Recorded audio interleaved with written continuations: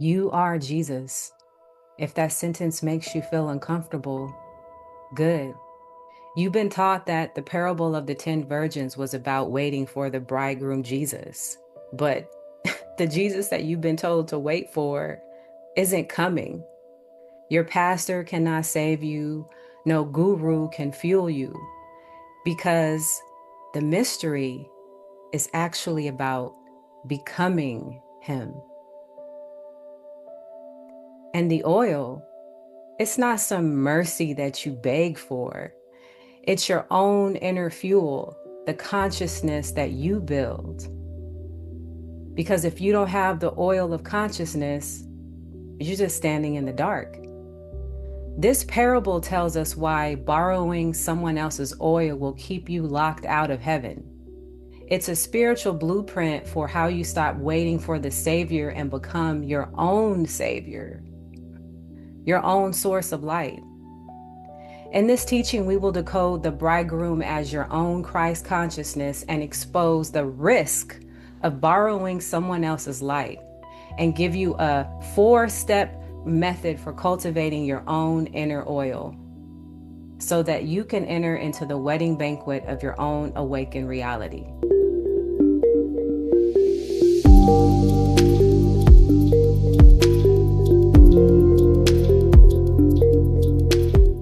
I am Satra Anuket, and this channel decodes parables and allegories in a way they never taught you in church.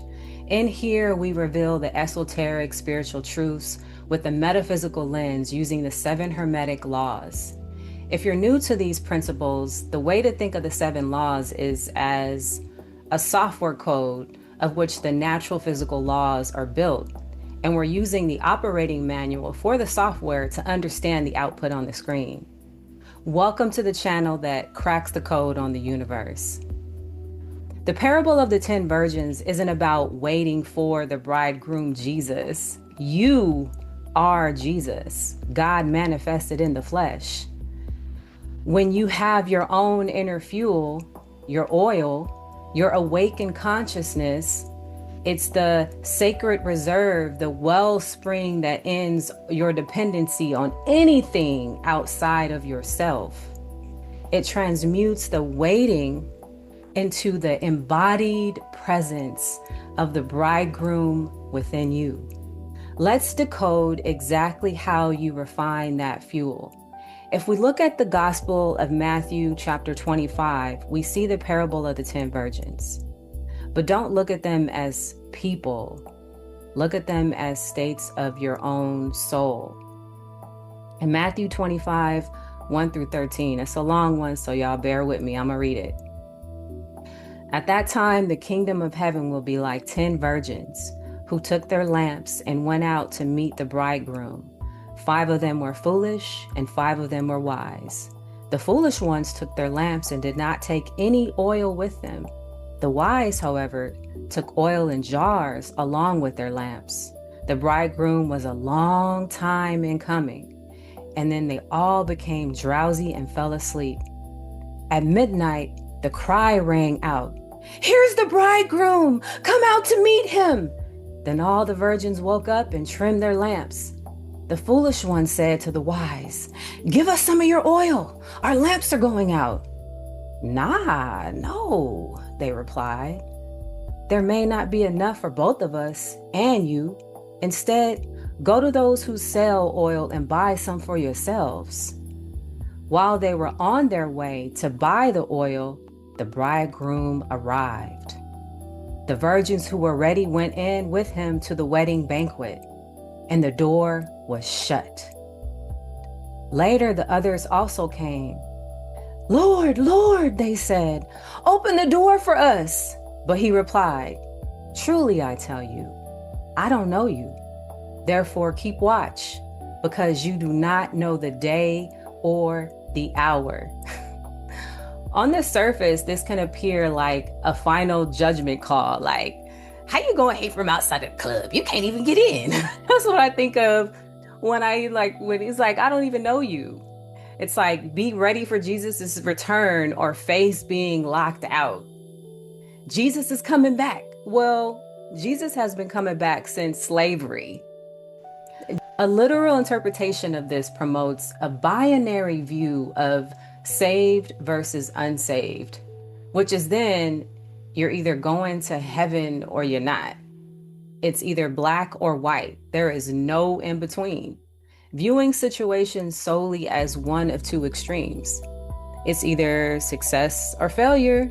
You're either right or you're wrong. You're either Republican or you're Democrat, until you realize that it's one party, two sides of the same coin. To decode the Bible, basic instructions for your life, it's a manual for your mind, is to recognize there is no outer cast of characters, that we play the role of every single character. It is all interconnected.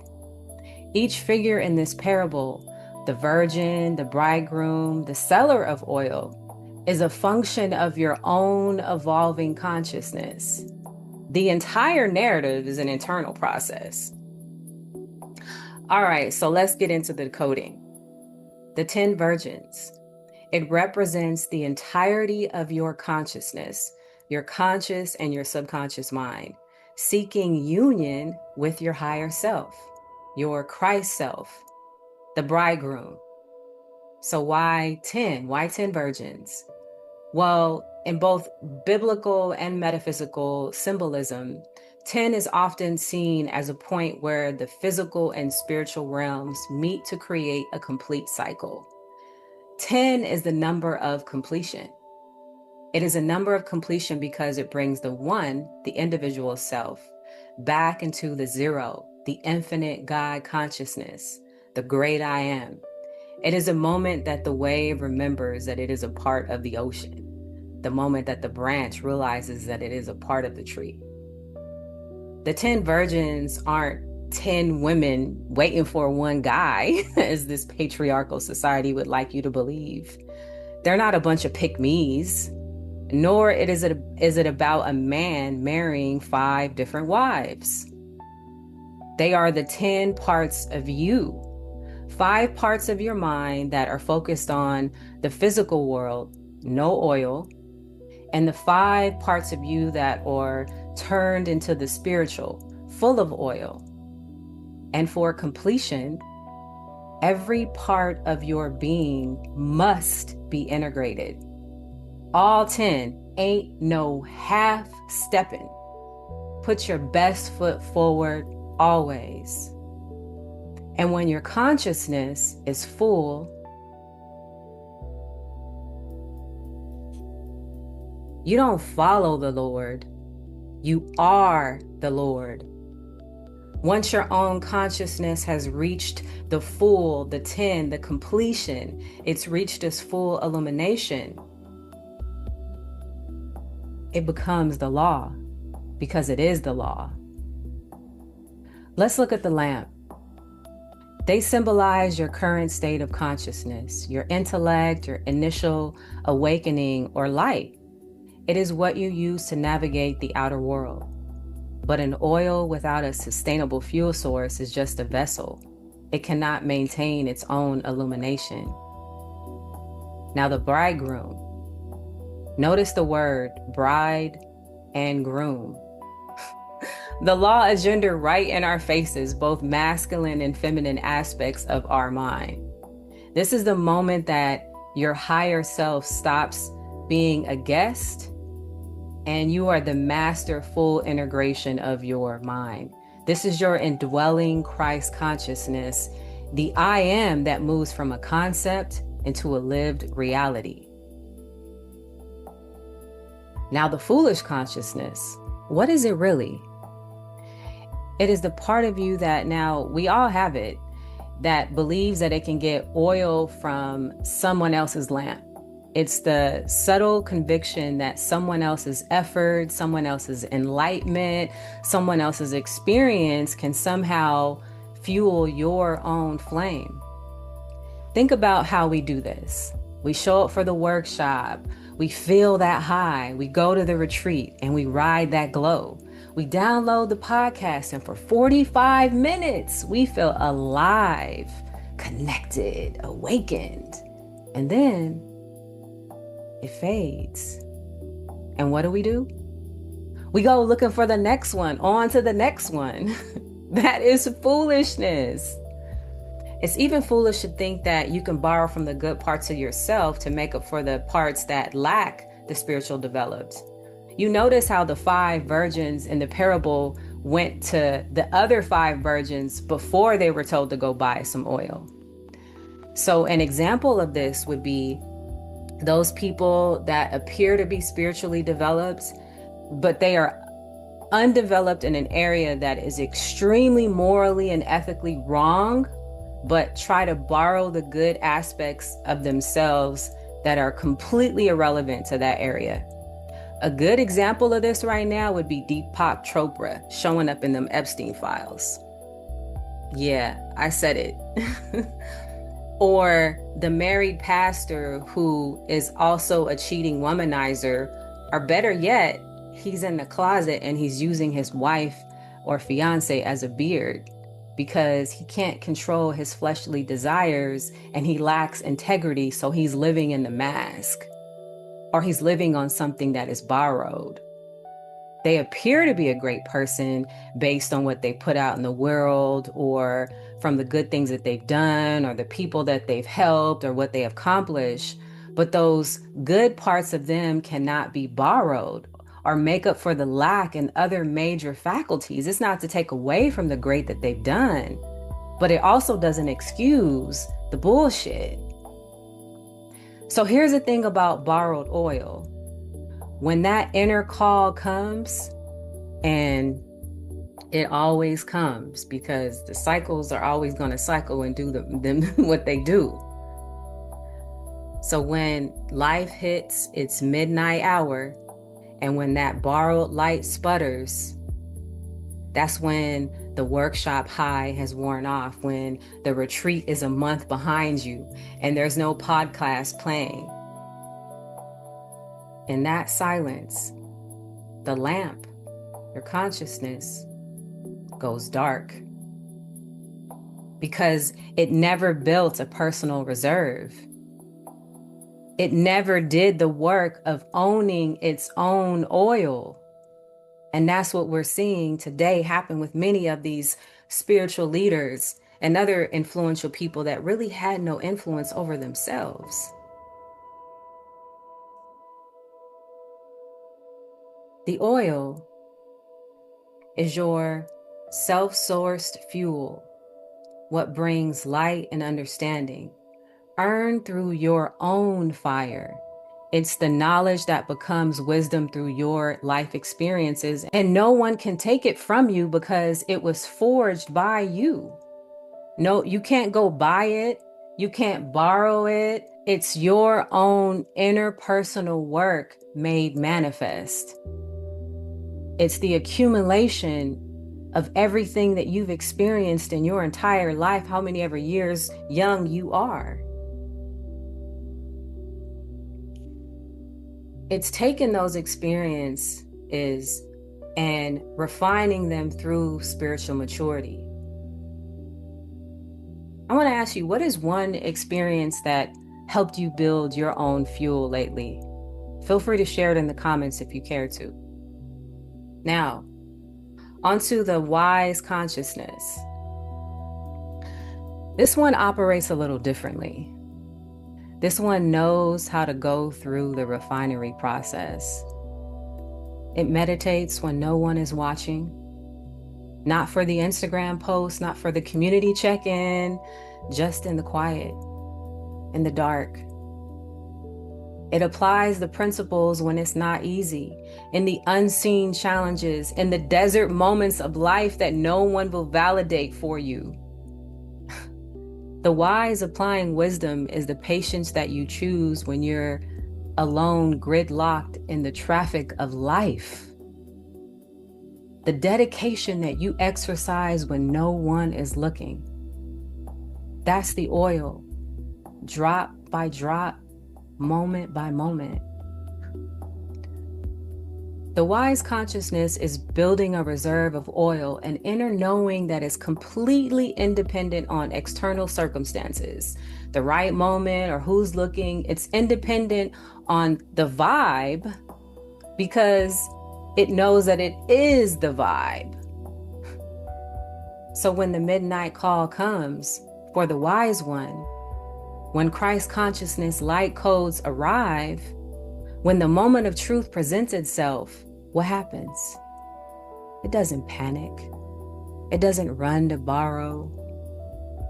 It simply turns on its lamp. It creates the vibe. That's the right key right there. It doesn't have to go find fuel. The fuel is already there. It just focuses.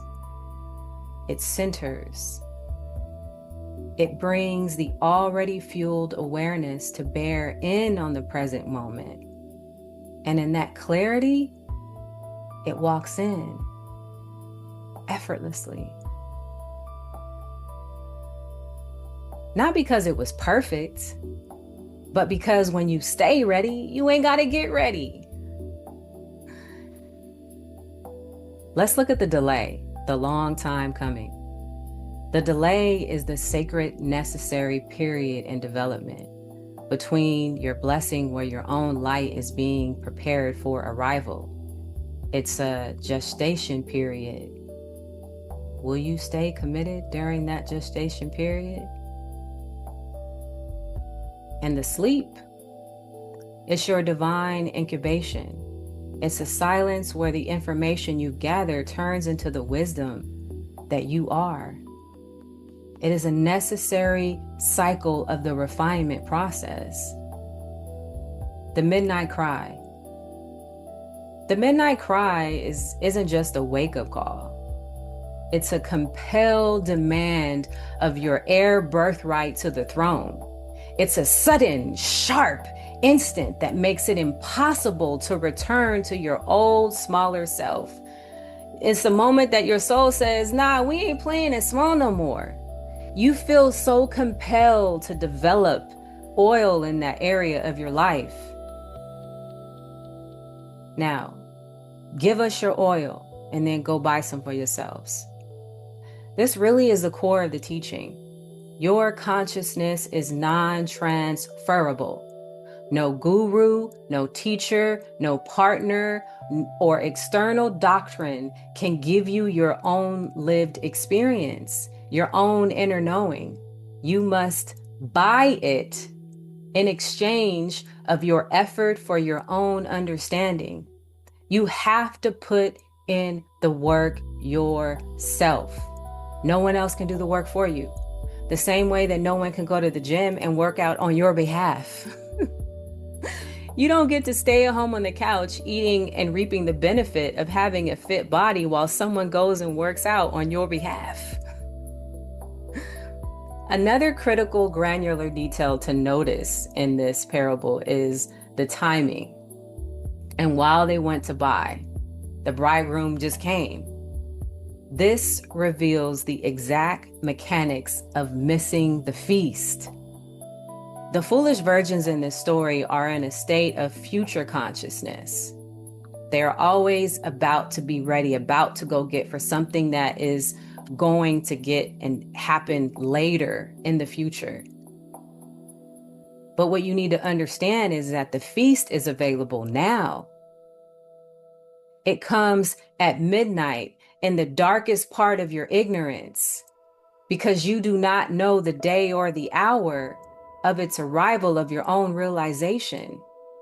And so the moment your mind says, oh, I need to read one more book, I need to take one more course, I need to do more meditation in order to be ready, you have stepped away to go buy something. And in that moment of delay, the bridegroom, the present awareness arrives, but you were not present to meet it because you were mentally in the future. Hermetics know the fractal mind concept, that the human mind is a subset of the universal mind. It inherently possesses the capacity to tap into the universal mind. Here's another way to describe it. A branch is a subset of a tree trunk. The branch inherently possesses the capacity to get life-sustaining water and nutrients from the tree because it is directly connected to source. You don't need to acquire substance. You already have access to it. The wedding banquet, the arrival of unified consciousness. The wedding is a realization that the divine masculine, your active conscious awareness, and the divine feminine, your subconscious receptive feeling nature, have fused. It is the divine union within the seamless integration of your human self with your Christ self. There is no longer your awareness and then the world. There is only one. There is only awareness. I and my Father are one. I am at one with myself and creation. And creation requires unity in order to create. It requires a divine masculine and feminine to consummate, to be united. And so when you enter into the feast, you stop interpreting reality and start consummating it as divine substance. It's the moment that the 5 parts of your human self and the 5 parts of your divine self become one inseparable authority.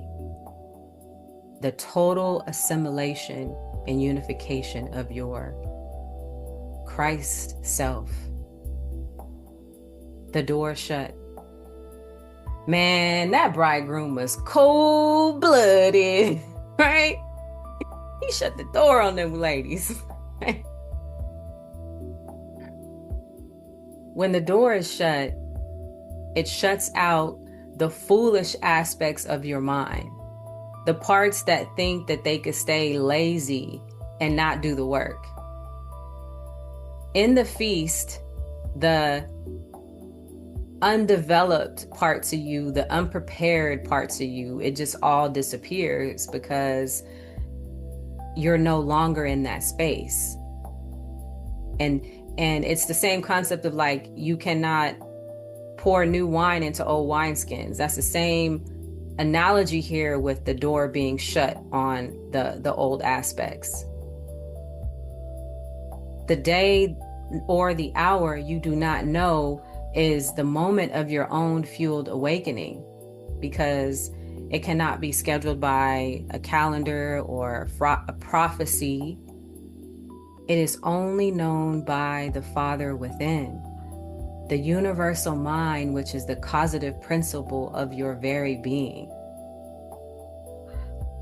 Keep watch, therefore, means maintain your own fuel supply. Stay mindful, watchful, and aware. Be the good steward of your own consciousness. So how do you become the oil tycoon of your own soul? Let's break down the 4-step method of cultivating your own inner oil, which I like to call entering into the feast of life. Let's take a moment before we do this. If you're driving, maybe pause and come back. But if you can, tap in. We're going to take a moment to imagine. Imagine a moment right before a big feast. Like, try to see it, visualize it. Like for me, if you live in LA, imagine like you're about to have brunch in Marina Del Rey. You're about to enjoy this amazing meal. It's a moment of celebration. Everything looks amazing. The table is set. The centerpieces look amazing. You smell a combination of fresh flowers and food in the air. The faculties of your mind, the 10 virgins, are now integrated and all at peace, serving a unified whole. And I want you to really, really hear this. And not just hear this with your ears, but hear it with the place that is inside of you that already knows. You ready? Number 1. The feast is now. I'm talking to the state of you that is no longer waiting or wanting, the you that recognizes that it is not coming in the future. It is the awareness that it is already present now. And a way to do this is that you stop from being in the mindset of, I'm about to go buy this, to being in the mindset of, I already have this. I'm about to enter into this. It's about to happen now, not at some point in the future.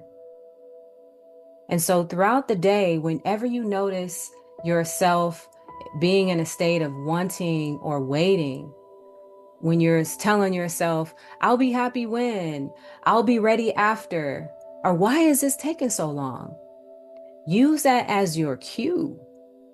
Feel that incompleteness of thought, the foolish part of your mind that is in the future trying to buy oil. And then ask yourself, what is here now that is already complete? It's not about ignoring your goals or your challenges. It's about recognizing your field of awareness in which these goals and challenges are appearing. You got to be able to see the field of goals in order to be able to achieve and align with them.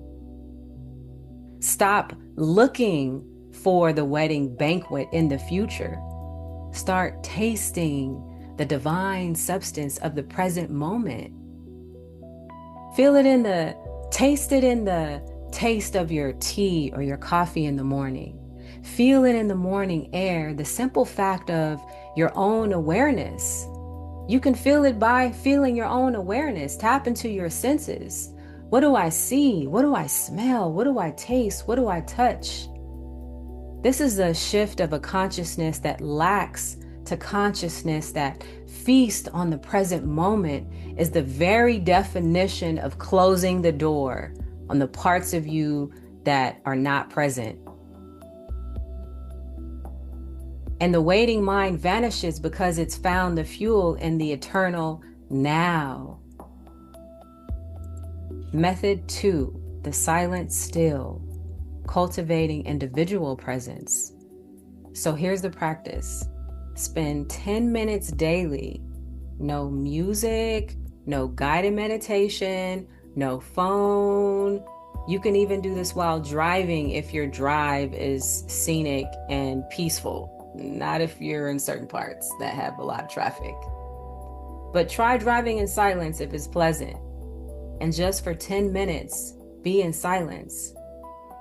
This is the alchemical act of tending to your lamp in secret. By sitting with your own consciousness without an external seller of oil, you begin your own light.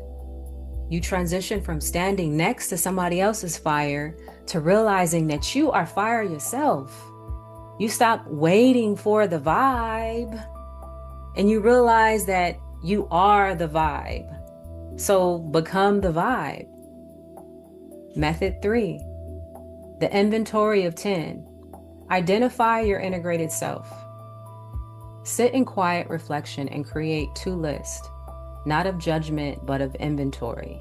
The goal is not to kill the foolish parts, but to understand their function and integrate their energy. You cannot transform what you do not first acknowledge. Look at the 5 foolish aspects, the undeveloped parts of you. This is shadow work. Identify the parts of your consciousness that operate on borrowed fuel. Where are you externally referenced? This is your mind checking for social media for validation, seeking a guru to solve your problems, needing a partner to feel complete, or waiting for the right conditions just to feel peaceful. These feelings aren't bad. We're not saying that. They're simply empty lamps of consciousness. They are structures of your awareness that can hold light, but they currently lack their own source. Then, look at the 5 wise aspects. Identify the parts of your consciousness that are self-sourced. Where have you generated your own fuel? Recall the moments where you developed this refined wisdom that you've earned through your own personal failure and the peace that you've cultivated in those difficult moments where you didn't get any external help. This is your accumulated wisdom, your oil. And then the next part of this practice is the integration. Fuel the foolish into the wise. Ask yourself, how can the wisdom that I learned in this last situation now illuminate this current challenge or dependency that I have? This is the process of bringing the oil to the lamp. You are completing the circuit of the 10 in this process.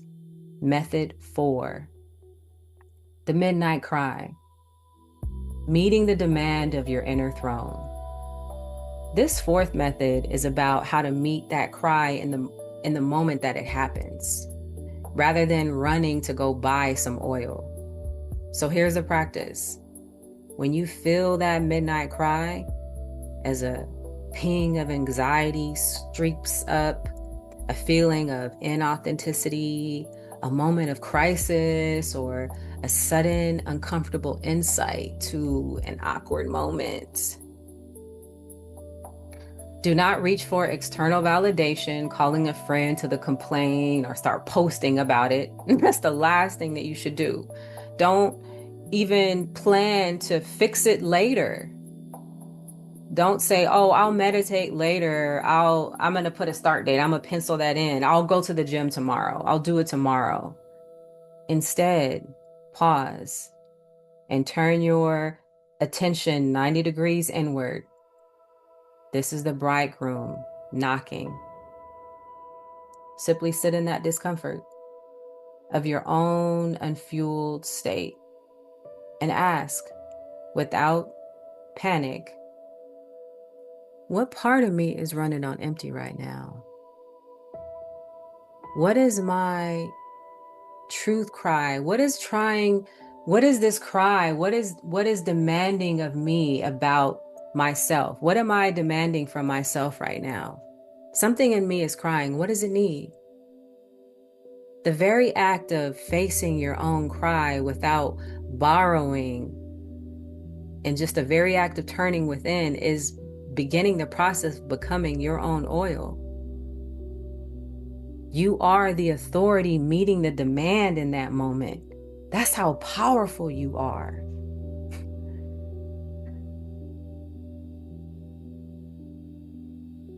That's the alchemy. That's the oil. You take the base metal of every day, the mundane, the irritating, the beautiful, and you turn it into the golds of the conscious awareness. You buy oil with your attention, and you trim the wick with your discipline. Because here is a great truth puzzle solved in one single breath. You are both the virgin and the bridegroom. You are both the virgin and the bridegroom. Because that is law. You have both masculine and feminine principles within you. Think about that for a second. You are the one waiting and the one being waited for. And then what are you waiting for? The mind trying to understand the mind when it's the mind? That's really what all this is. If this frequency lands with you, if something in your spirit just zinged and said, yes, I vibe with this, then subscribe, join us in a community of sovereign, sentient light beings. And we are here to do one thing: master these universal laws and uncover the deepest truths within, not without, within. And never forget the most powerful truth of all. It's not a secret.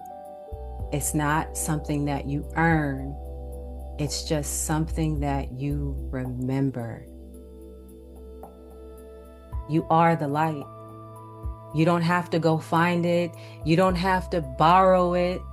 You don't have to prove it. Just be it and shine. Peace. Be well. Till next time, y'all.